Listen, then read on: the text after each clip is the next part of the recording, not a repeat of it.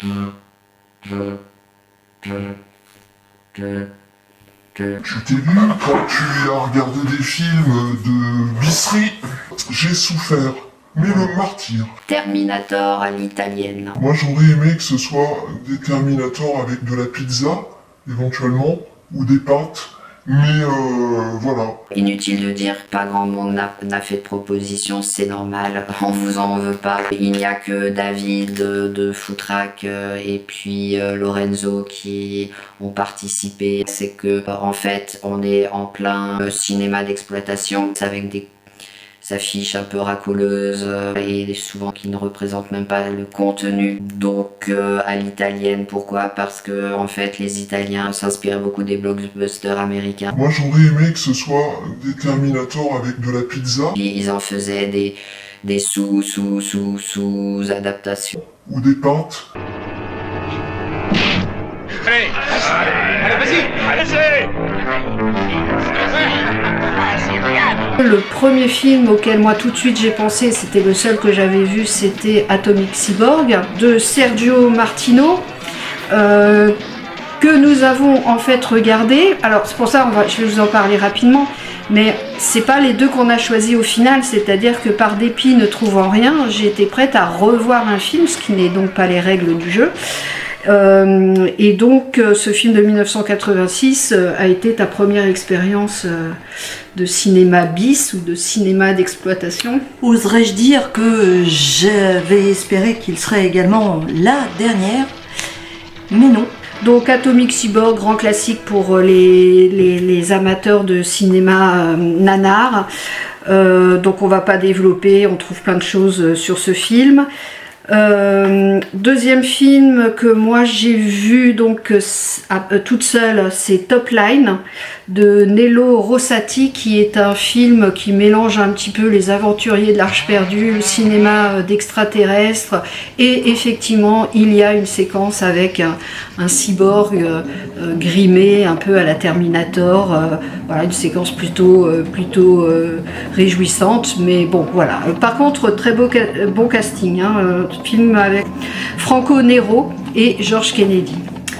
Voilà. Ensuite, George Kennedy, oui, mais mais oui, alors George Kennedy dans ce film, il a un rôle mais complètement barré.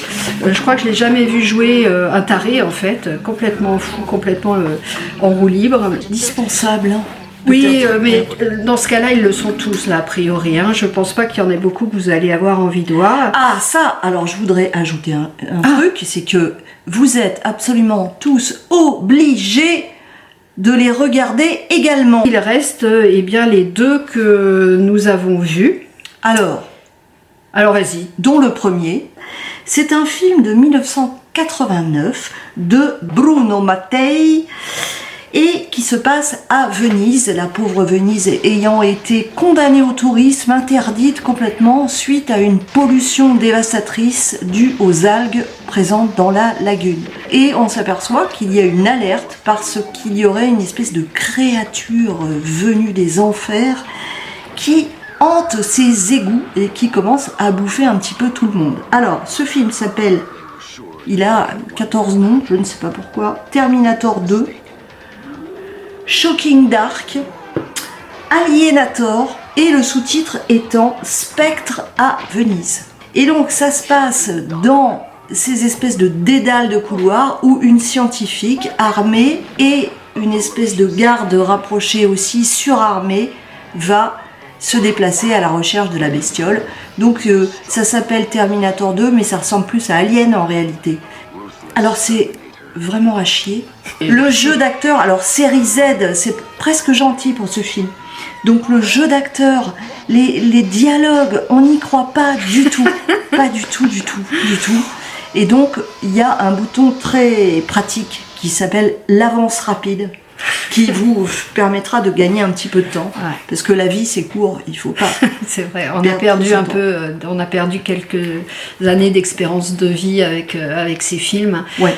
C'est en fait ni plus ni moins qu'un très mauvais remake d'Aliens, le retour, mais dans lequel il y a un cyborg, hein, comme on a aussi d'ailleurs dans les Aliens, voilà, mais sauf que là, effectivement, il est grimé un peu pareil, enfin, c'est-à-dire dans des attitudes un peu à la Terminator, voilà.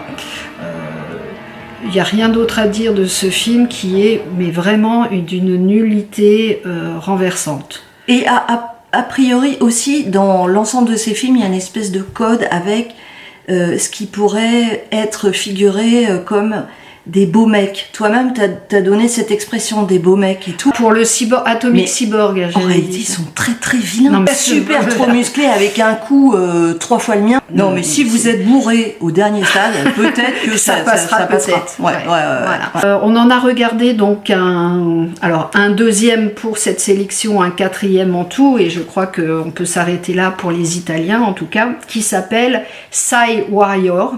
Alors Cy, c'est C-Y hein, pour Cyborg Warrior, que j'ai trouvé beaucoup plus sympathique que le... Enfin, c'est pas compliqué en même temps, hein, mais un petit peu plus savoureux, plus sympathique. Je pense que c'est celui qui se rapprocherait plus du Terminator, mais gentil, comme on a pu le voir pour le coup dans le 2. Sympathique parce que déjà, je trouvais qu'au niveau des jeux d'acteurs, c'était quand même beaucoup mieux... Enfin, ça passait bien, quoi. C'était pas mal joué, c'était pas surjoué non plus, c'était le minimum syndical, mais en tout cas, on avait pas mal aux yeux ni aux oreilles. Mais ce super soldat s'échappe.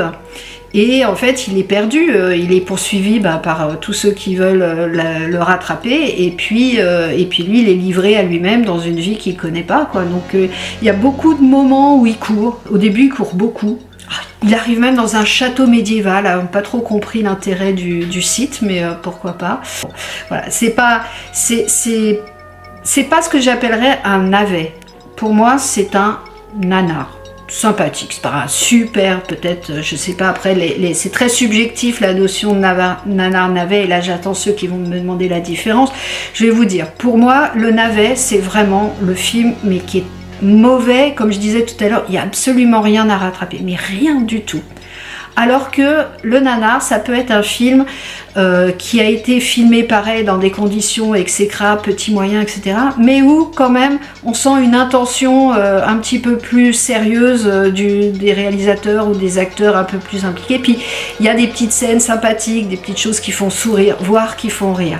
Moi, c'est à partir de là que je commence à parler de nanar. Et celui-là, je l'ai trouvé bien. Et la séquence Terminator, puisqu'il en faut une, elle est particulièrement savoureuse. C'est-à-dire qu'en fait, à un moment donné, il a sa tête comme moi. Vous voyez.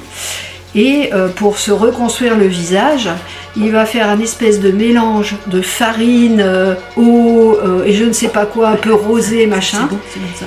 Et il va faire couler ça sur son visage.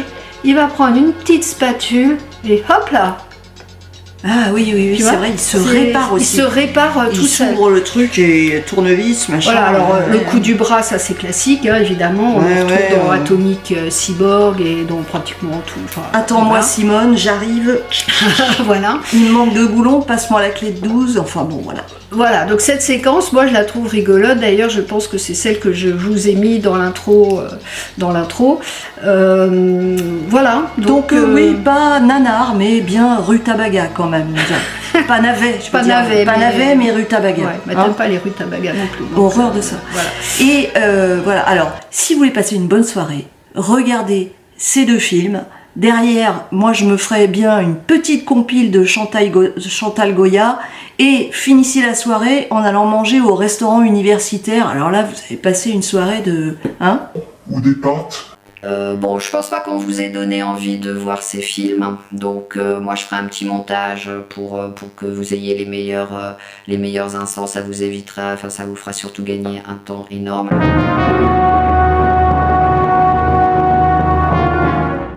Ah, ben ça va faire du bien. Voilà, ça va nous changer. On va être justement un peu dans les lieux de tournage sympathiques, on espère en tout cas. Paysage de Nouvelle-Zélande. Si vous avez des idées, bah, c'est comme d'habitude, hein, vous nous mettez ça en commentaire sur Facebook ou sur YouTube. Je signale aussi que cette semaine vous aurez un nouvel opus des duos de Footrack, la playlist de l'enfer. Donc je rappelle, c'est le podcast auquel je participe avec David, le grand maître des ninjas. On a changé un petit peu la formule cette année, c'est-à-dire qu'on se retrouve tous ensemble 2 fois, 3 fois par an, mais entre deux on fait des petits duos. Donc David et le doc nous proposeront 2 films de gialli, autrement dit des polars italiens. Voilà, j'espère que vous aurez plaisir aussi à les écouter. Et nous, on vous dit... I'll be back. I'll be back.